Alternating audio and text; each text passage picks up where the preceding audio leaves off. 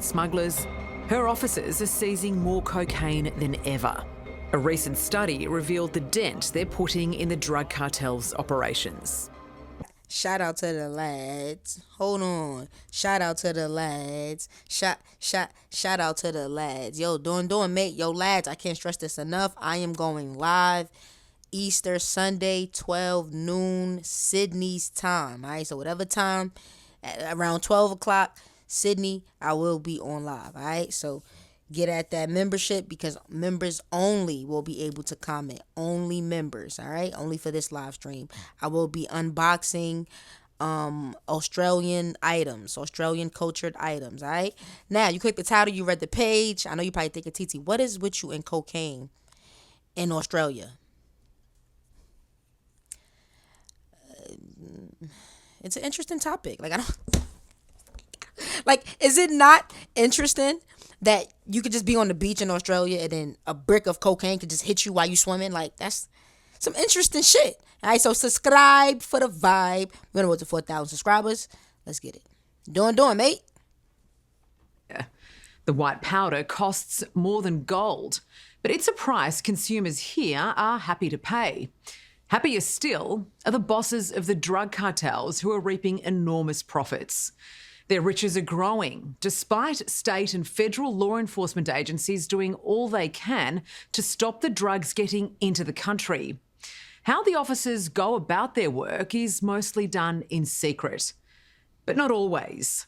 Tonight, we're taking you inside their battle to outwit the criminals responsible for smuggling massive amounts of illegal narcotics.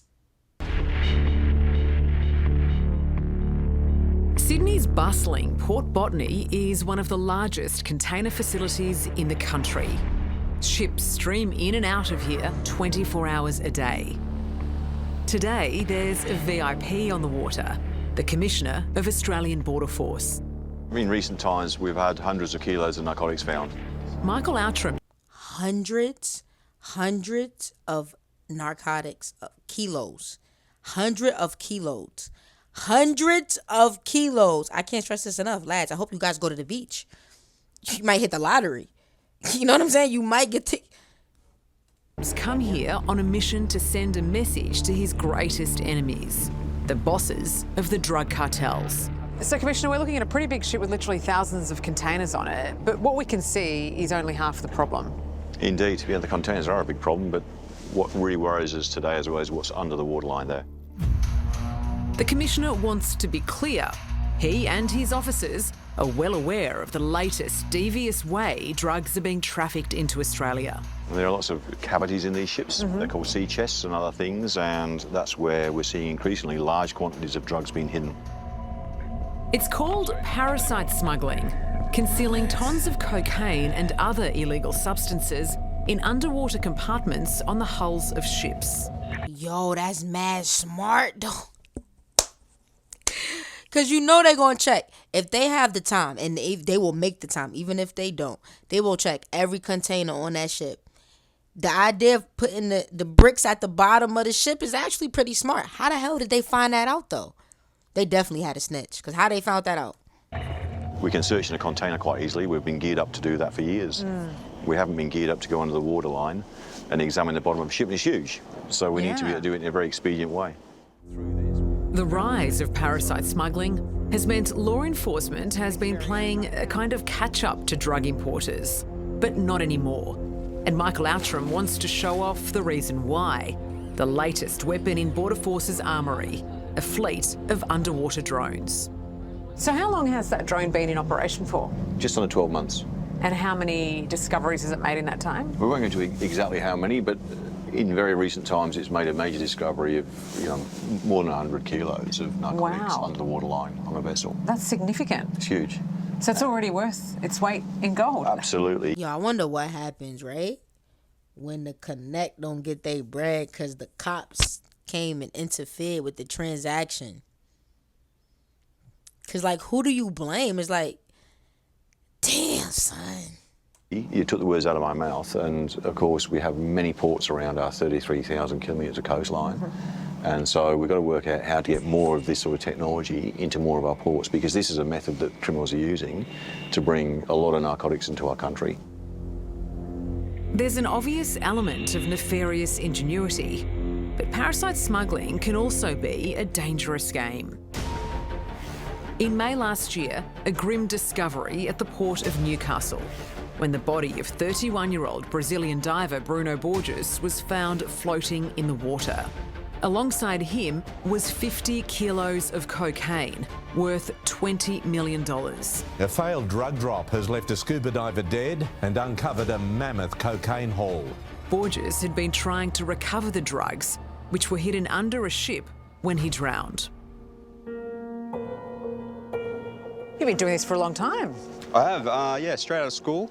Actually joined the Navy as a clearance diver. Yeah. Did that for about 8 years, and then been a commercial diver for the last 5 years. Professional diver Jared This nigga mad brolic. Darcy says the area where Bruno Borges was diving under the ship was particularly dangerous. On the sea chest, you can get sucked against the sea chest. You can get blown off it. Wow. And when you're pinned against the sea chest, I mean, that's a risk I'm willing to take for some... I'ma shut up. force, there's no way to get off, and you will drown. And that's it, game over. That's it.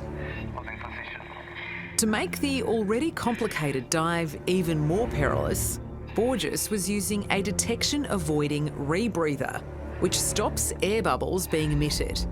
Jared believes the device is a likely contributing factor to his death.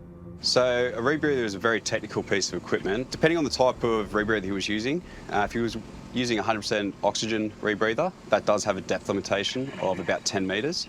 So if he was diving to collect a large quantity of drugs, that would make him a lot heavier in the water, and he could have easily surpassed the 10-metre mark, which... What a dickhead. I mean, may he rest in peace, but did you not think that through, bro? Did you not think that through, bro? And why was he by himself? Then the dive will go into a blackout, and once you black out underwater, the chance of drowning is quite high. These are the risks people are willing to take. Yeah, absolutely. The drug trade, people die. And they've got an immense budget. So whether it's buying, diving equipment with rebreathers, flying divers around the world to go and do certain jobs, employing, technologies now to detect our surveillance, encryption of communications, incredible sophistication. We're really in a sort of an arms race here, and it's constant, and we have to keep up with them. Yes. It's impossible to inspect them. Like Michael Outram, Nanette van Shelven is in a battle with parasite smugglers. She's the Director General of Customs in the Netherlands and has been visiting Australia to share intelligence information with Border Force. So, Nanette, how does the port here compare to what you're used to in Rotterdam? I imagine it's much busier where you are. Oh, yes. Oh, yes. The port of Rotterdam is huge. Nanette's beat includes Europe's largest seaport, Rotterdam, as well as handling 500 million tonnes of legal freight. It's estimated a staggering 50,000 kilograms of cocaine is smuggled through the port. 50,000 kilograms of cocaine. It's just just give me one and I'll be fine. I'll be good. We'll be fine. Port every year. The Netherlands has been dubbed the cocaine hub of Europe. Yeah. That's not exactly a title that law enforcement would want. Nope. How does that sit with you? Well, of course, it saddens me. It's not only that we face all those tons of cocaine coming into our harbour, but it's the crime that also comes with that. The amounts are enormous, but surprisingly, Nanette is confident Dutch customs is winning the battle to stop the drugs. Through an increase in Are they? surveillance, including the use of specialised dive teams targeting parasite smugglers, her officers are seizing more cocaine than ever. A recent study revealed the dent they're putting in the drug cartels' operations. We always thought it would be about 10 or 20% that we stopped and the rest went through. These scientific reports said, no, you are between 50 and 60 to 65%. That's being stopped in the harbour of Rotterdam. The Dutch success is something Australian Border Force Commissioner Michael Outram is determined to emulate. But he knows he faces a tough task. We're currently only getting about 20 to 25% of the narcotics getting into our country. So some 80% of drugs are still making their way through to the streets of this country. Roughly. Slumped in the seat of his luxury car, executed in an ambush. The cartels might be losing up to a quarter of their product to police operations, but it's a sacrifice they're willing to make. Australia's... Because do you think they care if the police take a quarter of their profit? Nigga, they got hundreds of kilos. They're not tripping off that 25%, trust me. obsession with cocaine and other illicit drugs guarantees it's still a lucrative trade. It also means there's little likelihood of a truce in Sydney's deadly gang wars. It's the heartache that is left behind that they don't think about. You know, a lot of these funerals that we've done, every time I'm at the cemetery, I always see them. This nigga look like his neck is heavy, like his head hurt because he got to keep it up. Like, nigga, what the why are you so brolic? Always see the mother there, you know. Ahmed Harachi is an undertaker at the Lakemba Mosque in Western Sydney. It's sometimes confronting, but he often shares the despair of his job on social media, especially when it's a needless death of a young person. Just take one thing out of this, my brothers. Remember that today you are alive and tomorrow you might be in the back coffin here, being taken to the cemetery. In July, the killing of 25-year-old Ahmed Al-Azam was particularly devastating for him. His father came into the washroom and his brother, his only brother. And the father helped wash his son. Think for a second, this is the kid you raised all your life to be a young man. Now you're washing him, he's lifeless. You're bathing him like a baby again, but he's not coming back. He's not a baby, he's dead. Ahmed Al-Azam was shot multiple times as he sat in a car in a suburban street. His family maintain he was an innocent victim of Sydney's drug wars. Ahmed Harachi says their pain is in. So he just got shot at in his car that many times. Innocent? I don't know. Intense. A lot of collateral damage. His dreams will never be reached. He'll never be married. He'll never have offsprings. He'll never be a grandfather. His father will never be a grandfather to his son's kids. The investigation into the murder of Ahmed Al-Azam is ongoing, just like the cycle of violence he became a victim of. You know, the people who are actually behind these drug trades. But what happened? Like, why did he just get hit like that? Like, that just don't sound right to me. He ain't telling his family, well, he wasn't telling his family everything. May he rest in peace, but something just don't sound right. Ruthless, violent criminals, and they're running really evil sort of empires, and people are really suffering, and some people are dying as a result of it. And that's not the only challenge Michael Outram faces. He concedes drug cartels have now compromised every part of the supply chain, from the shipping companies to the port authorities. How widespread is the infiltration, is the corruption within Australia? Within Australia, it's significant. It's a big problem. Now, I would say to the vast majority of people I deal with in industry, they're doing the right thing. But we've identified in the last 2 years, looking into this problem, about 100 organisations and 1,000 people that operate at the border that really worry us. Really? And that's what we can see. So that's very disconcerting. It is disconcerting. But it gets worse. The Commissioner's most alarming admission is that he has concerns about some of his own officers. There's no organisation that can lay claim to being corruption-free or corruption-proof, because organised crime need our information. Exactly, and y'all don't pay enough.